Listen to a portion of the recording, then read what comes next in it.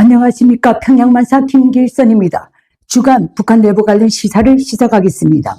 1월 24일부터 1월 30일까지 김일성 적석의 일일 지시문이고 북한 노동당의 일일 지령서인 노동신문 등 북한의 대내외 출판 보도물을 분석하고 주간 북한 내부 관련 시사의 주제를 이렇게 선정했습니다. 첫째, 광기에 다다른 김정은의 부패 간부 숙청 주문 분석해 드리겠습니다. 다음 두 번째, 김정은의 소위 핵물질 생산기지 현지 지도의 내막을 분석해 드리겠습니다. 다음 세 번째, 김정은 유무 감별 기준을 알려드리겠습니다. 즉 김정은 생사 감별 기준을 알려드리겠습니다. 그러면 첫째, 광기에 다다른 김정은의 부패 간부 숙청 주문을 분석해 보겠습니다.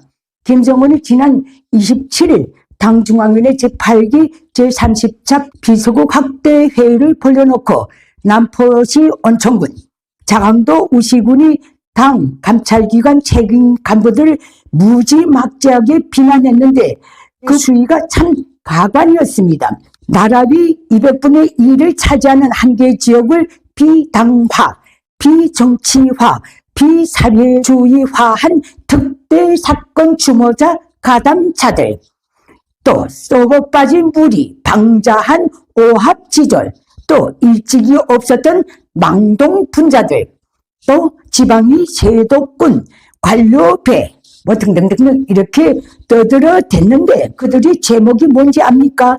봉사기관들에서 음주 대접을 받은 것, 다음 법권을 악용해서 인민의 이익과 재산을 침해한 것, 이것입니다. 이 제목을 놓고 볼 때 김일성 족속을 능가할 견줄 만한 그런 부패 일꾼이 없습니다. 북한에는. 그러면서 애송이 김정은은 소위 전당적으로 우와 같은 작태들을 제압하기 위한 기본 관역과 그 방법도 제시했는데 소위 기본 관역은 당내 패거리와 온갖 규율 위반 행위를 주동적으로 적극적으로 제압하는 것이 기본 관역이랍니다.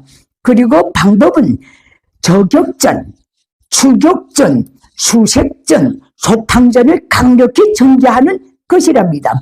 애송이 김정은은 지금 내전 군사놀이 중입니다. 그것도 자기 기득권을 향해서. 김정은이 수준이 딱 어렵습니다. 그러면 김정은이 왜 당중앙위원회 비서국 확대회의까지 벌려놓고 부패 간부 숙청이 칼을 빼들었는가? 그 이유는 간단합니다. 반세기 이상이나 간부 숙청, 주민 총살, 만성적 기근, 일촉즉발의 전쟁 발발 상황, 비상군사 동원령 등 김일성 족속이 형형색색의 충격 정치에 시달릴 대로 시달려온 북한의 민심이 오늘에 이르러서는 전혀 충격을 느끼지 못할 지경으로 급격히 무뎌졌기 때문에 그렇습니다. 애송이 김정은에게 있어서 북한 주민사회의 심각한 충격 불감증은 사실 소위 적대 세력의 침략보다도 더 무섭고 끔찍할 것입니다. 그래서 꺼내든 필살기가 저격전, 추격전, 수색전, 소탕전을 통한 불량 간부 대량 숙청인 것 같은데 그래봤자 오래전부터 소위 혁명이 지휘 성원 계급과는 물과 기름의 관계로 살아온 북한 주민 사회에는 일말의 충격도 동정심도 발로되지 않을 것입니다. 오히려 늘 그래왔듯이 그놈이 그놈식으로 뒤에서 비웃고 있을 것입니다. 특히 최근에 들어 더더욱 청명에 죽으나 한식에 죽으나 매 한 가지의 불안과 공포를 안고 사는 북한 기득권에서조차도 분명 치명적인 역풍을 불러올 것 같습니다. 다음 두 번째입니다. 김정은의 소위 핵물질 생산기지 현지 지도 작태를 분석해 보겠습니다. 사실 북한에서는 기득권, 비기득권, 군수부문, 민수부문을 막론하고 생산 현장, 생산 기지들을 제대로 경험한 사람이라면 북한 당국이 공개한 사진 자료들만 봐도 최근 김정은이 2번씩이나 현지 지도했다는 그 핵물질 생산 기지 실상을 즉각 알게 되어 있습니다. 가동한 흔적이나 분위기가 전혀 느껴지지 않기 때문에 그렇습니다. 결국 그 핵물질 생산 기지는 김정은이 대미 대외 공갈용으로 전개한 유사 핵물질 생산 기지라고 봐도 무방할 것입니다. 이에 대한 보편적인 근거는 김정은이 현지의 지도에서 한 핵방패 강화, 힘을 통한 제압 및 주동적 정세 통제, 기하급수적인 증가, 한계를 모르는 핵 대응 태세 등의 발언인데, 지구촌의 어느 국가 수반이 대량 살상 무기, 그것도 관련 대북 유엔 제재가 10여 차례 이상이나 발표된 핵물질 생산에 대해 저렇게 공공연히 떠들고 있겠습니까? 그리고 이에 대한 김일성 족속이 상투적인 구실은 미국의 군사 정찰 위성이 김일성, 김정일이 움직임을 주시해서 북한의 전략무기 생산기지, 주요 군사 기지들을 찾아내려고 항시 추적하고 있다는 것입니다. 그런데도 애송이 김정은이 대진 김일성, 김정일까지 역행해서 저러고 있는 것은 텅빈 주머니를 감추기 위한 객기, 또 위패를 들고 도박하는 격이 비련한 행위에 불과합니다.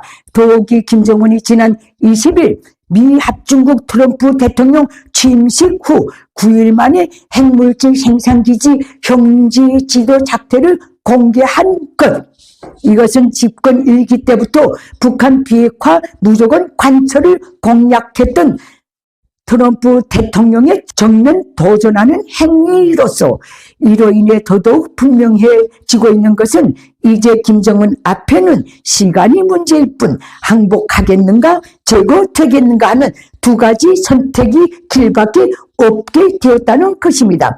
그리고 그 순간은 예상외로 빨리 도래할 수도 있을 것 같습니다. 다음 세 번째입니다.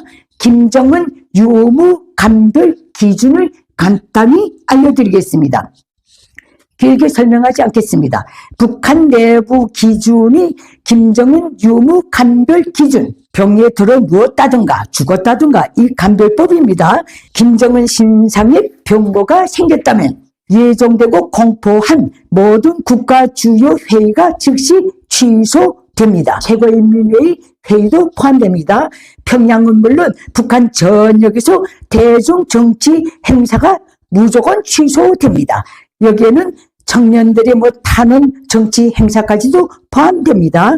다음 대내외 대표단의 북한에 대한 입국 출국이 정지 취소됩니다. 다음 북중 국경 군사분계선 지대를 신속히 봉쇄 조치합니다. 김일성 족속의 일일 지시문, 미국 노동당의 일일 지령서인 노동신문의 일면 기사의 배열 형식과 내용이 변경됩니다. 다음 북한 밖 기준이 김정은 유무 감별 기준은 다음과 같습니다. 러시아와 공산중국 지도부의 움직임만 보면 알 수 있습니다. 평양 주재 러시아 대사관은 김정은이 직무를 본다는 당중앙위원회 본부청사와 직선거리로 3,000m 거리밖에 되질 않습니다. 그리고 러시아 대사관이 건물 안팎에는 평양 시민의 시각으로 봐도 엄청난 높이의 송수신 안테나와 감시 카메라들이 전개되어 있습니다. 그리고 평양 주재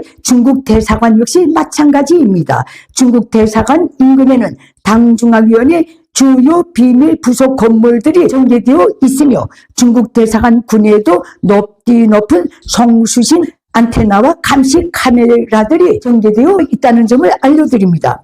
때문에 러시아나 공산중국 지도부의 관련 움직임이 없으면 김정은 신상에는 병거가 없는 것으로 봐야 할 것입니다. 이상 북한 내부 관련 주간 시사를 마치면서 김일성 족속을 제외한 북한이 당군종 핵심 기득권에 호소합니다.